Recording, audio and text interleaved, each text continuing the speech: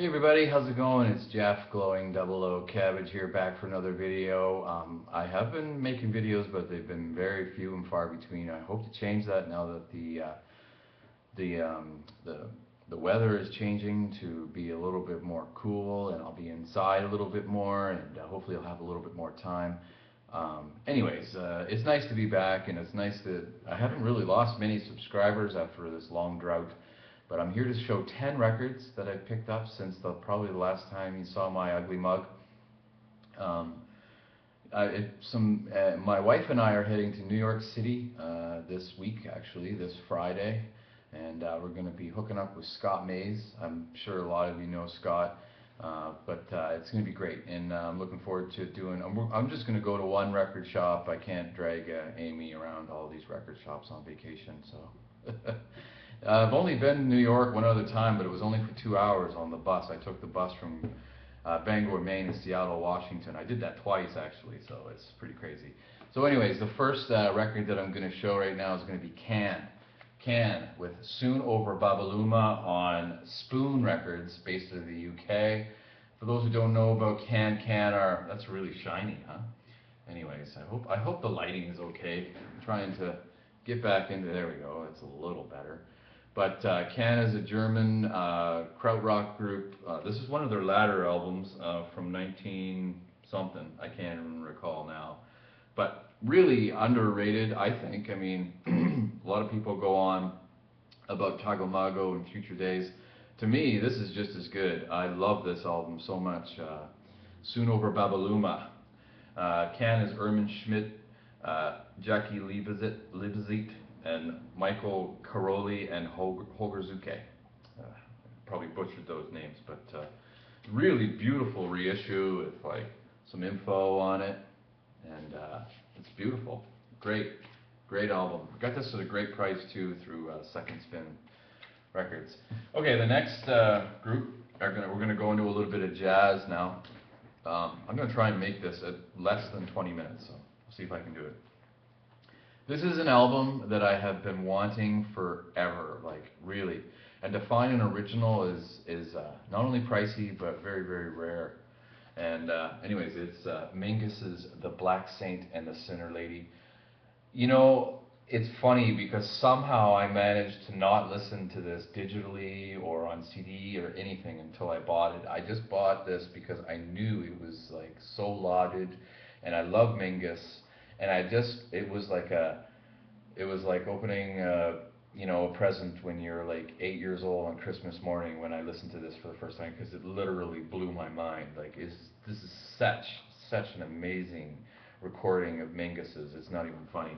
This is a reissue on Superior Viaduct, and it's a gatefold. It has all kinds of great information on this. Charles Mingus was just such an eclectic person. I'm going to try and seek out a biography on him because I'm just so curious about him and his life. Because I know this was originally released in 1963, and this is a 2015 reissue on Superior Viaduct. Highly recommended. They did such a great job on this, like right down to like the actual old school A&M labels and stuff. Like they even like made them the same way with the you know, the glued corners and stuff, and it's amazing. This album has just blown my mind. And two more actually Mingus albums. I've been on a huge Mingus kick.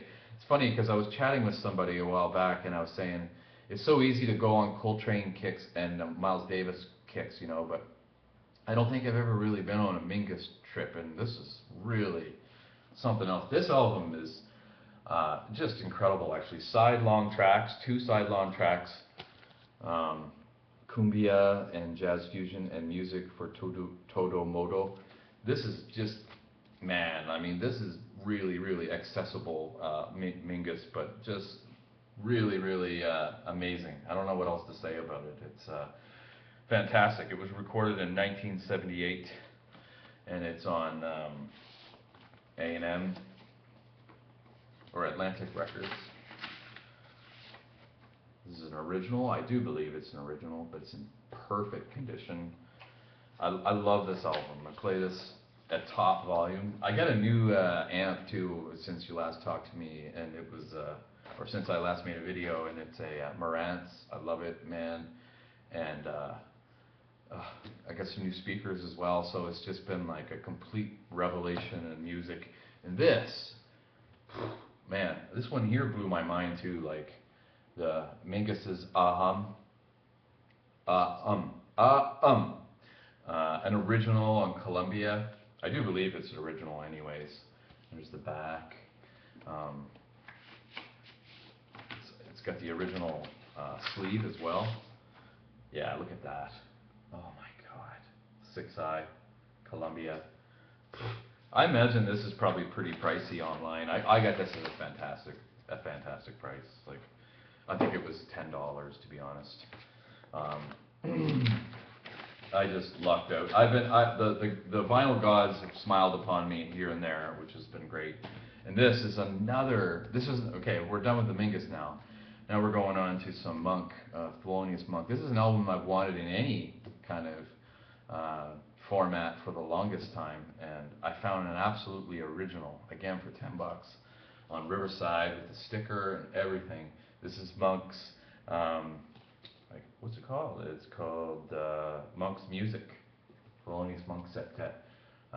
Look at that cover, eh? Isn't that something else? Huxley actually has a wagon exactly like that. But I'll show you, the vinyl is as mint as it possibly can be for how old it is. There's literally no scratches on it, and it's like an original Riverside. And I played this a couple of nights ago, and oh my god, it's just such a gorgeous, gorgeous album. It has the original wax inner too, or whatever sleeve. Okay, away from jazz now. We're going away from jazz, and I'm going to show an album by a Canadian group that I don't think is really super well known in the States, but they should be because they're absolutely phenomenal group. I got to see them only once, and they opened up for another Canadian group called the Tragically Hip, and that's the group called the Rheostatics, and this is music inspired by the Group of Seven. The Group of Seven were some kind of fringe artists who really captured Canada's landscape in a very sort of abstract way, and just, you know, just amazing artists, like some of my favorites. And Rheostatics were commissioned by the National Gallery in Ottawa to do some music to an exhibition of their paintings, and this is an album that they recorded. Highly recommended it. If you don't know this album, check it out. There's samples of it on YouTube and stuff. This was released on 6 Shooter Records, and it's just amazing. Originally, we have no group formula and are conscious of widely divergent aims. We have as little desire to be revolutionary as to be old-fashioned. That's a quote from the Group of Seven from 1921. And there is the Rheostatics recording, or doing their music. They just recently did some live performances after. They only performed this once originally, and then they re-released this album, reissued this album. Actually, I think this is the first time ever on vinyl. It wasn't released on vinyl, just CD. Anyway, highly recommended. Really, really highly recommended. So amazing. Especially the track called Boxcar Song, Wieners and Beans. It is on YouTube, so check it out. Alright, so while I'm in New York, not only am I meeting up with Scott Mays, did I mention New York? I think I did anyways. I'm going to go see this band, Yola Tango. Oh man, I can't wait. This is an album, their newest album called Stuff Like That. They're all covers, except for two tunes, I do believe. On Matador, this is just a simple, you know, this is just there's no special deluxe edition of this, but they do a great version of The Cure's Friday I'm in Love. Check it out. Really, I'm so excited to see these guys live, and they're playing with Nick Lowe as well. Another one of my favorites. Great stuff. Oh yeah, I'm doing really great. Not even 10 minutes yet. I got 3 more records left. This is an album that is actually out of print. It's on Domino Records, and I heard some tunes on I do believe it was WFMU, based out of New Jersey. A great radio station if you like just freeform radio. Fantastic. But anyways, this is Kieran Hebden and Steve Reid in a track or an album called NYC, which is fitting because I'm heading there, New York City. So, and every tune is written about a particular street in New York. And Kieran Hebden is a fantastic electronic artist, and Steve Reid has since passed, but is an incredible jazz drummer. Um, yeah, highly recommended. I got this, I do believe, from a record store in Philadelphia. It was cheap too, like, but if you really love great music, check this shit out, man. It's amazing. It's amazing. This is new to the collection. This is the only album I have by this band. This is Ween. I got to see them live a while back in Portland, Maine. See, when I say these things, like when I see these shows, it's really exciting because there's no huge shows that come anywhere near me, so I have to go a fair amount of ways to see them. And anyways, I saw these guys at an outdoor concert, Ween. This is White Pepper on Plain Recordings, released in 2009. I've heard a lot of like flack about Plain Recordings, especially the My Bloody Valentine, but this one sounds fantastic, I think, and it's I do believe it's a white LP as well. Yeah. I don't really care about colored vinyl, to be honest, but this is a great album, Ween, White Pepper. And the last album, I just picked this up today. I haven't even listened to it, but I'll tell you something. It brings back crazy memories, and I don't often buy albums because they bring back memories, but this one especially really brings me back to my old skateboarding days when I was, what, 17 to, well, actually even earlier than that, like 14 to 18 even. I was skateboarding, and I just loved it. It was just such a fun thing to do. And this band, we listened to so much Dinosaur Jr. This is Bug by Dinosaur Jr. with the original track listing. And Freak Scene was the one that this song was featured in a skateboard video that was, I think, Jason Lee or Nadas Kappas or something.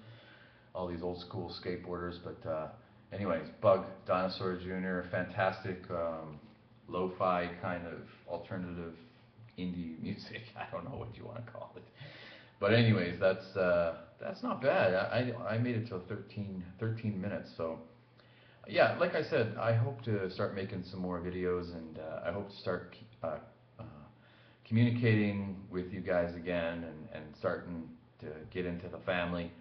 If you guys will be so kind to accept me back in. Anyways, I'll talk to you soon. I'll make a video soon, I hope. Anyways, bye, BC.